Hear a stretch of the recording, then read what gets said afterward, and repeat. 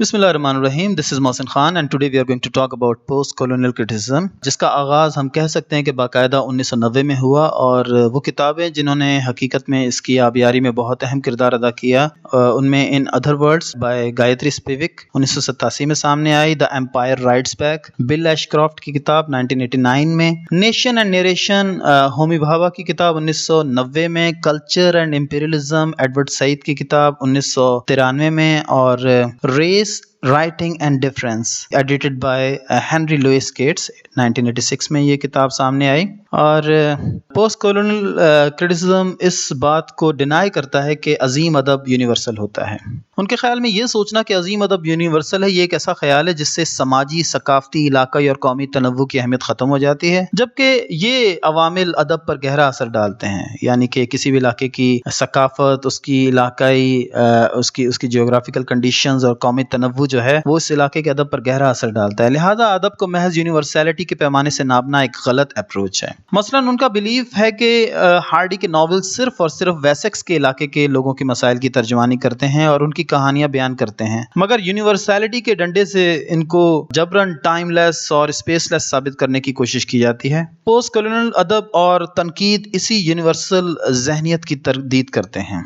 इनके नज़दीक दरअसल ये यूनिवर्सलिज्म जो है यूरोसेंट्रिकिज्म को छुपाने का तरीका है, जिसमें आलमगीरियत को मगरिब के पैमानों पर पेश किया जाता है। दर हकीकत यूनिवर्सैलिटी की या यूनिवर्सलिज्म की आड़ में एक लंबे अरसे तक मगरिब ने महज मगरबी ख्यालात और नुक्ता हाय नज़र की तबलीग की है और जो भी सोच इससे मुतजाद या मुख्तलिफ रही उसे खुडे लाइन लगाने की कोशिश की जाती रही, जिसे अंग्रेजी में मार्जिनलाइज करना कहते हैं। पोस्ट कॉलोनियलिज्म की तारीख फ्रांस फैनॉन की किताब the ratchet of the earth से शुरू की जा सकती है, जो कि 1961 में शाया हुई है और ये किताब एक मुज़ाहिमती आवाज़ थी फ्रांस के इम्पीरियलिज्म के खिलाफ, जो कि अफ्रीका के ममालिक में रोशन ख्याली के नाम पर लोगों पर मुसल्लत था। फ्रांस फैनॉन मार्टिनिक का एक माहिर नफ्सियात था और वो कहता है कि इन गरीब गुलाम मुल्कों के बाशिंदों के लिए लाजिम है कि वो अपनी असली शनाख्त को तलाश हासिल करें, जो कि इंपीरियलिज्म ने मस्ख कर दी है, और इसके लिए इन्हें अपने माजी से रिश्ता जोड़ना होगा। कॉलोनियल पावर्स का पहला हथियार गुलाम कौमों को यह एहसास दिलाना था कि उनका कल्चर महज एक जहालत का पलंदा था और असल तहजीब तो मगरबी ताकतों के उनके यहाँ आने से शुरू हुई। लिहाजा अपनी शनाख्त हासिल करने के लिए अपनी अजीम माजी को जानना पहला अमल, और दूसरा अमल उस शनाख्त से जान छुड़ाना है जो कि कॉलोनियलिज्म ने उन पर थोप दी है, जिसका बोझ उनकी रूहों को कुचल रहा है। ये वो एक डिस्कवरी थी जो कि फ्रांस फैनॉन ने मालूम की जब वो अपने लोगों का नफ्सियाती इलाज कर रहा था, और उसने कहा कि ये दो चीज़ें जो हैं हमारे लोगों को जो है करनी चाहिए। जब तक वो अपनी शनाख्त को नहीं पहचानेंगे, अपने आप को नहीं पहचानेंगे, वो नफ्सियाती तौर पर सेहतमंद नहीं हो सकते। इस सिलसिले में दूसरी बड़ी किताब एडवर्ड सईद की ओरिएंटलिज्म है, जो कि 1987 में शाया हुई और जिसने यूनिवर्सलिज्म के नाम पर फैलाई जाने वाली मगरबी खुद परस्तियत को मुकम्मल तौर पर एक्सपोज कर दिया, यानी तश्त अज़बाम कर दिया। एडवर्ड सईद ने वाज़ेह किया कि कैसे ओरिएंटलिज्म के नाम पर यूरोप ने मशरिक का एक ऐसा तशख्खुस अपने लोगों के ज़हनों में रासिख कर दिया है जिसके मुताबिक मशरिक के लोग अदर्स और इंफीरियर्स हैं, जिसमें मशरिक के लोगों के साथ महज जज्बातियत, जुल्म, अबतरी, इखलाकी गिरावट, जहालत और सुस्ती और काहिली जैसे तस्वुरात ही वाबस्ता किए जा सकते हैं। यानी कि मुसलसल एक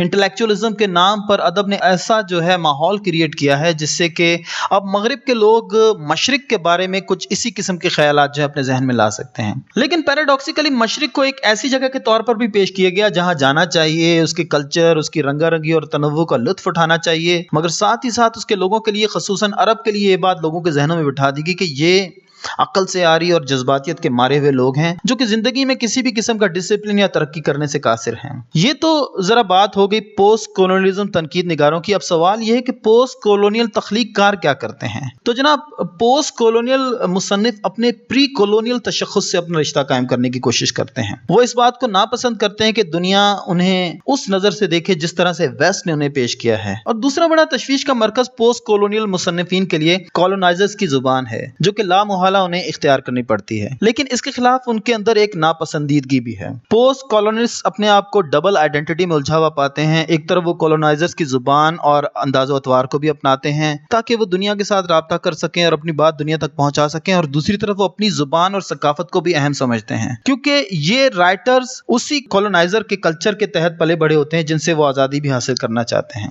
تو ایک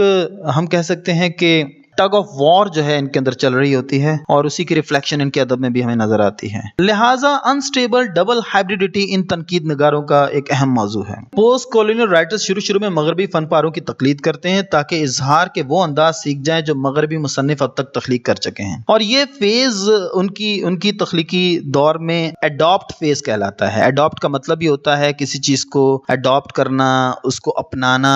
منوعاً بغیر کسی سوال کے، اور دوسرے فیز میں یہ مصنف ان ٹیکنیکس کو اپنے سماج اور اپنی نظریاتی بنیادوں کے مطابق ڈھالتے ہیں تاکہ اپنے سماج کے مسائل کو زیادہ وضاحت سے پیش کر سکیں، اور یہ فیز اڈیپٹ فیز کہلاتا ہے۔ یعنی کہ جو چیز آپ نے پہلے اڈاپٹ کی تھی، جس چیز کو آپ نے پہلے اپنایا تھا، اب آپ اس کو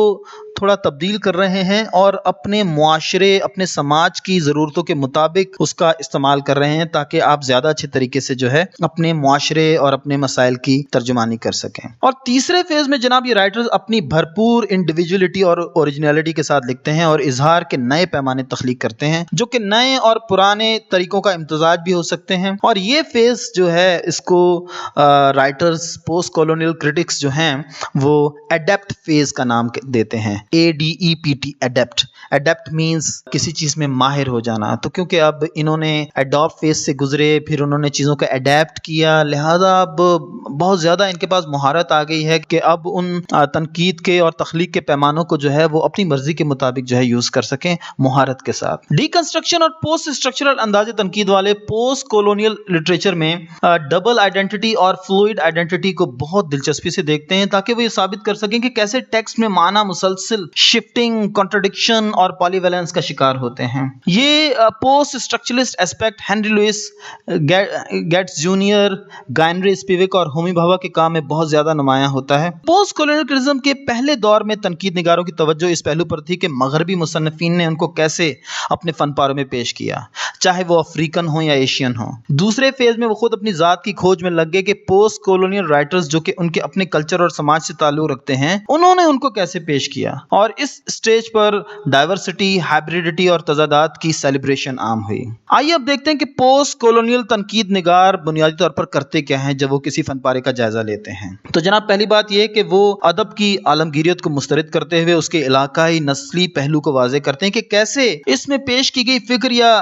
سچائی جو ہے محض ایک علاقے یا قوم کی سچائی ہے، اور نمبر 2 اس کے لیے وہ یہ بھی واضح کرتے ہیں کہ دوسری قوموں کا کلچر کیسے اس علاقے، قوم یا نسل کے کلچر سے مختلف ہے۔ نمبر 3 وہ یہ واضح کرنے کی کوشش کرتے ہیں کہ کیسے یہ ادب بعض معاملات میں جانبداری کا مظاہرہ بھی کر رہا ہے اور دوسری قوموں کی غلط ترجمانی کر رہا ہے، یا بعض ایسے معاملات جہاں پر اسے سچ بولنا چاہیے یہ ادب وہاں پر جو ہے خاموشی کا اظہار کر رہا ہے، خاموشی کا مظاہرہ کر رہا ہے۔ نمبر 4 وہ یہ بھی دیکھتے ہیں کہ کلچرل ڈائیورسٹی اور تضادات کو جو ہے اس فن پارے میں کیسے پیش کیا گیا ہے۔ نمبر 5 کلچرل ہائبریڈیٹی اور پالی ویلنس کو وہ سیلیبریٹ کرتے ہیں جہاں ایک فرد ایک سے زیادہ کلچرز میں ایڈجسٹ ہو سکتا ہے۔ نمبر 6 وہ ایک ایسے نقطہ نگاہ کو پیش کرتے ہیں جس میں مارجنلٹی، پلیورلٹی اور ادرنیس کو بطور انرجی یا سورس آف انرجی کے دیکھا جا سکتا ہے۔ تو this was our brief introduction to post colonial criticism۔ اگر آپ کو میری یہ کوششیں پسند آ رہی ہیں تو پلیز مجھے سبسکرائب کیجئے تاکہ مجھے تھوڑا حوصلہ ملے اور میں مزید کام کروں اور چیزیں آپ لوگوں کے لیے سمپل کرتا چلوں، اور یقیناً فیوچر میں ہم کچھ ناولز اور ڈراموں اور پوئمز کو ان ساری تھیوریز کی روشنی میں دیکھنا بھی شروع کریں گے۔